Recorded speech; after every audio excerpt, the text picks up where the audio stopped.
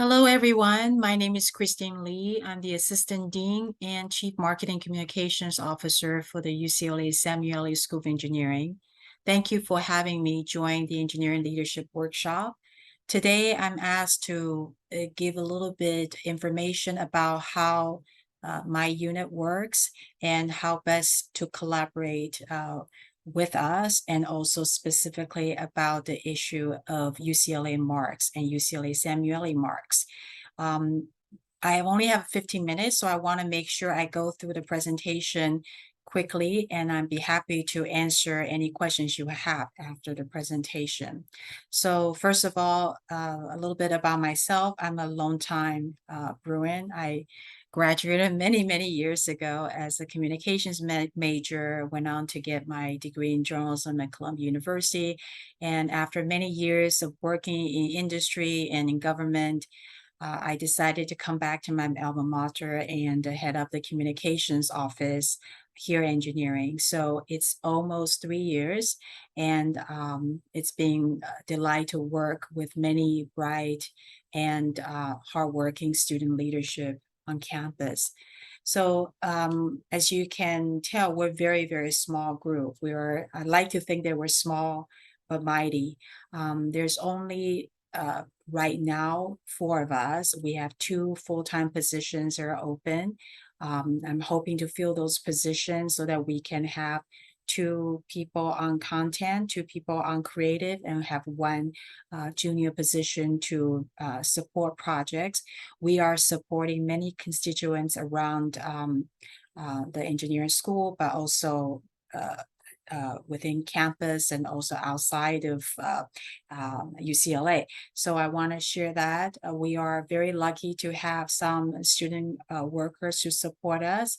2 of them are currently on a limited appointment basis because it is being difficult to find students during the summertime. So we're hoping to be able to find some student workers to join us. So once I joined, I felt the need to make sure that we have collaboration on a daily basis, regular basis, with our 7 departments and programs. And also we have an affiliated department of computational medicine, which is both with UCLA engineering and also with the School of Medicine. So working with a chair of each department and also director of the program, we've identified some individuals. Some of them are management services officers, MSO. Some of them are student affairs officers, SAOs. Some of them are project managers. None of them are trained communications professionals. I want to make that point because I really am so thankful for these individuals willing to take up extra work on their plate to help us communicate better, so that we know if there's something going on with the department, with the program, that we can help communicate and amplify. And so we support one another. So it has been working really well. And I hope you see that manifest through our website content, our social media amplification. So a little bit about what we do. It's anything and everything encompassing communications and marketing, so internal, external, and crisis. So to kind of visually draw out, you can see the number of people we support. We have about 6,500 undergrad and grad students, also including our online students and also our newly launched 1-year professional Master of Engineering program students. We work very closely with our 40,000 plus active alumni. We also have many centers and institutes, student clubs, as many of you are leadership of. We work very closely with the Dean's Executive Board and also the Corporate Advisory Board. These are industry leaders who are very kind to lend their time and talent to help guide the school and to make sure that we have close working relationship with industry to help with internship and career opportunities for our students. And I also work very closely with my counterparts across both our UCLA campus, but also UC-wide. We have 9 campuses that have engineering schools, with the exception of UC San Francisco. They don't have their medical school. I also work very closely with our government community relations team on campus, very closely with our development team to make sure that we are bringing in enough resources to support our students and faculty and staff. So really quickly, I know our topic today is on how we collaborate. So I wanted to share with you in terms of internal and externally what we do, but also to talk a little bit about the content. So as many of you know, I hope you are looking at our website and the departmental website. We publish a lot of different content. We've got, research, breakthrough, major awards and grants, both for faculty and students and postdoc. We a lot of times will highlight student alumni achievements. I hope most of you are familiar with our school newsletter, which goes out every month. Usually it's on the third Tuesday afternoon around 2 o'clock. Sometimes the schedule sort of switch because maybe it's after a long weekend or because we're waiting for a particular item to include. Particularly for students, I wanted to make sure that you pay attention to some of the key elements we're looking for: major events, activities, accomplishments, some type of major awards, any inspirational stories. I remember in the beginning of remote learning, we highlighted quite a few student groups who were very creative about how they go about to continue serving their members and continue to create fellowship. And we are very, very happy to see that. So we obviously amplify that. So I'm going to skip this section. This is about some of the earned media, is what you see in the news, meaning it's not paid media, it's not advertising that we bought. That we're being quite successful in terms of making sure that the excellent research done by our faculty and our students is being picked up by major newspapers such as LA Times, Wall Street Journal, major broadcast stations, magazines. I hope that this deck I will leave with you. So later on, these have embedded play button that you can go and take a look and have a listen. We're very proud of the coverage we've been getting. Focus more on the students, looking for stories on, especially stories of capturing someone's journey that can be so inspirational for others who come after you, and it can help benefit those who maybe haven't gone through similar struggle and be able to learn from you. We are always trying to amplify our student groups activities through social media. Later on, I'll talk a little bit about what we do with our 4 channels: Instagram, Facebook, LinkedIn, and Twitter. But today, I know the focus is on the use of UCLA, Samueli, and UCLA brand. Please understand that we are following campus guidelines, but we also have our own school's brand style guidelines. Anytime when you wanted to do something, you want to design something, please check this page. Whether it's the font, logo, image, mention, can be found here. And there are templates for the logos. Any use of the logo or the mark or the mention of UCLA Samueli, you need to please go through the marks office, of which I am one of the approver. But particular page is if you were to actually going to use our school logo on a physical product. Here's some do's and don'ts. I'm not going to get into the details, but you can take a look later. And this is all included in our style guide.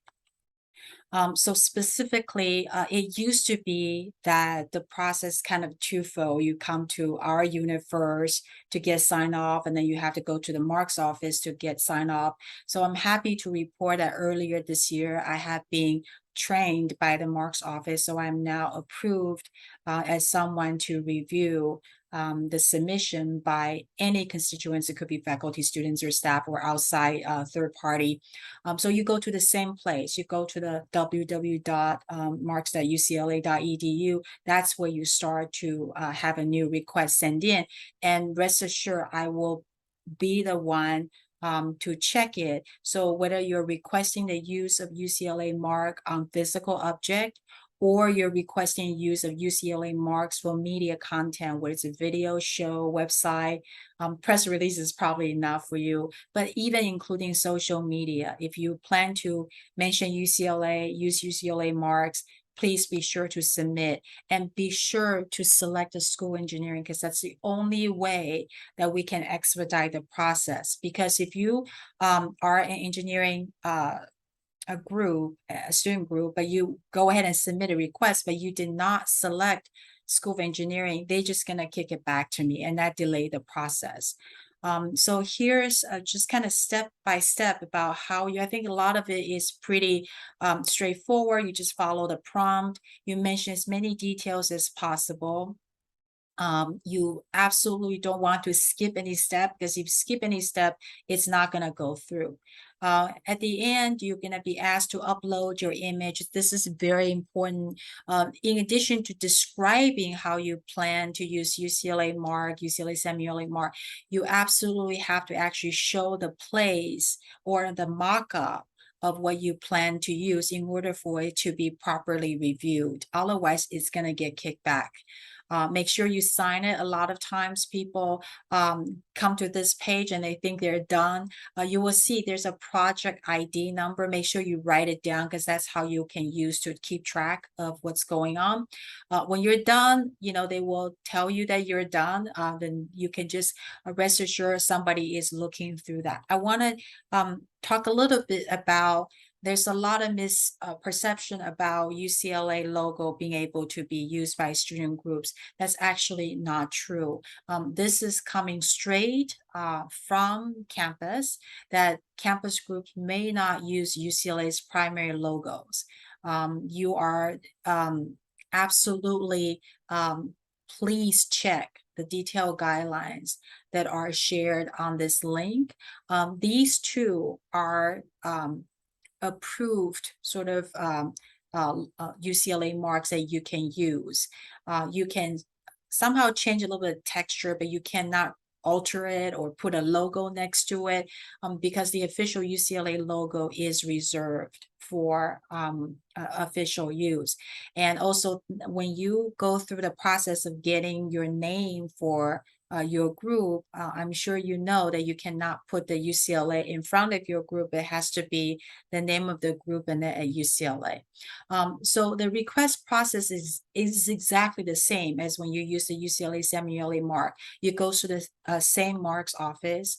One thing I do want to specifically emphasize is, because I see this a lot, this script logo is strictly used by athletics, official UCLA departments, and UCLA approved retail items, such as those that are sold in UCLA store. It is not okay for you to use that or incorporate that as part of your design. So I want to make sure you know that.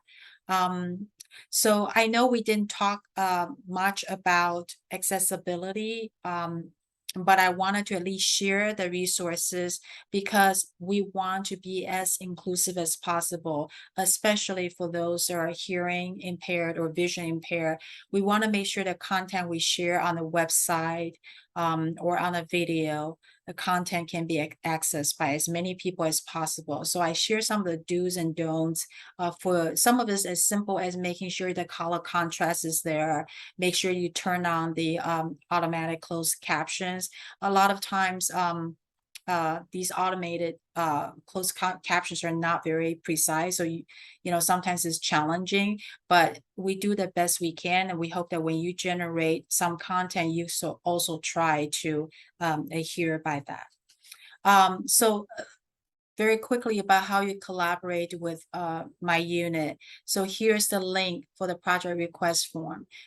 Because we get so many requests by so many constituents from around the school and outside the school, It's really helpful that you use this form to communicate with us. It's a PDF form. It's very easy. You just, type it up and then you just submit it to us.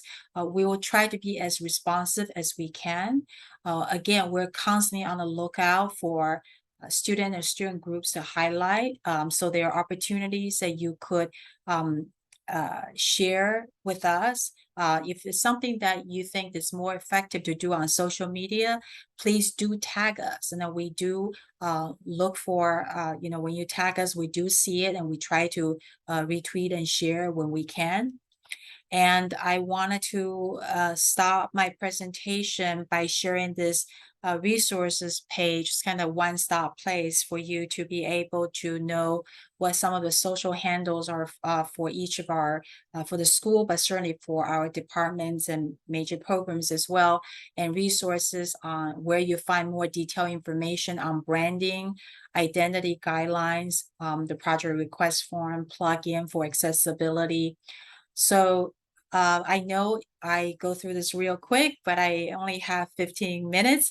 So I just wanted to share this with you, and also again remind you when you hold events to please not forget to do a land acknowledgement in the beginning of the event. And here are some of the approved language options by campus that you can use. The short one, you can use the long one, but we wanted to share this with you so you know they're there.